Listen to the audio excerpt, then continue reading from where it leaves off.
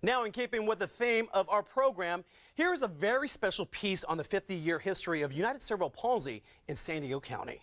In the past 50 years, many events have shaped our lives as individuals and members of our community. And the same holds true for United Cerebral Palsy here in San Diego County. In the 1940s, parents looking for a better way of life for their disabled children created the San Diego Cerebral Palsy Foundation.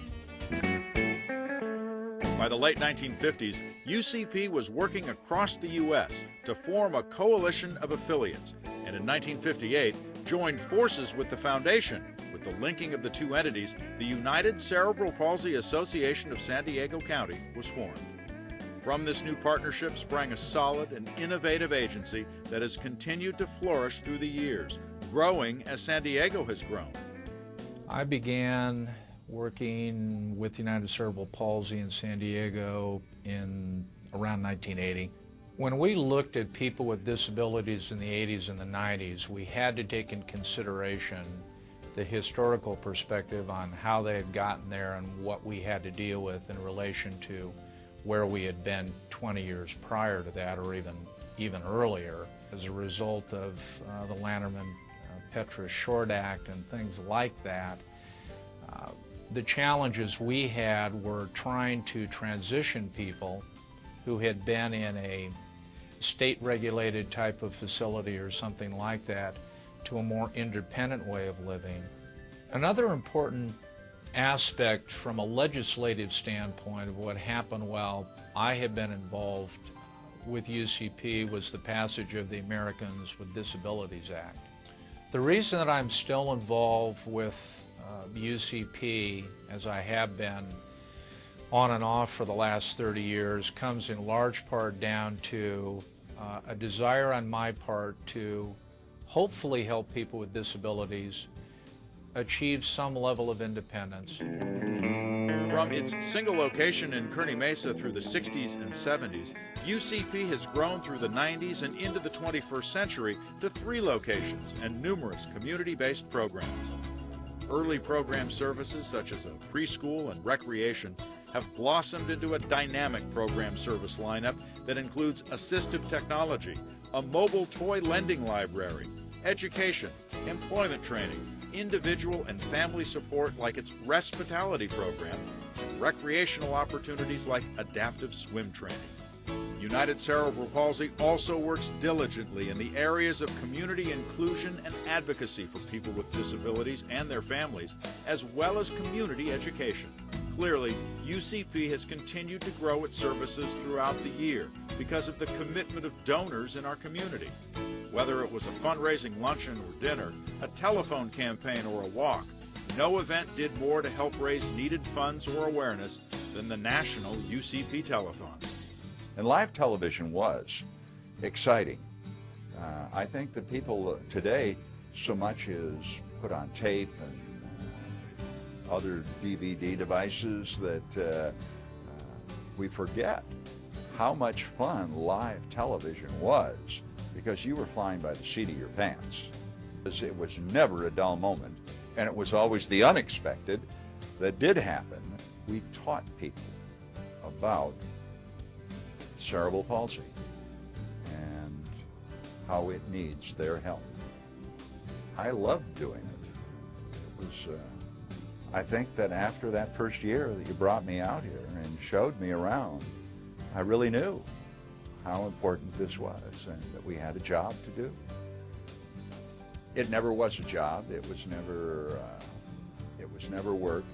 There were long hours, but I loved it all. Mainly because at the end of it, you could see that you were winning a battle. You were helping people. Also of great importance since the early 70s is the effort of the UCP Women's Committee to raise a great deal of monetary support for local services. I started with UCP in probably 1968 before even my son was born. We didn't have many members, but we had a very active group that supported the center by putting on Christmas parties and the dances for the people there at the center. Well, the Guild is made up of an amazing group of very hardworking women that come from an incredibly diverse background as well. We do everything. We slice, dice, and prepare a 3-course luncheon. We come together as I've never seen another group come together to pull something off that is extraordinary. And we have a lot of fun doing it, which is, I think, why I like to be a part of it.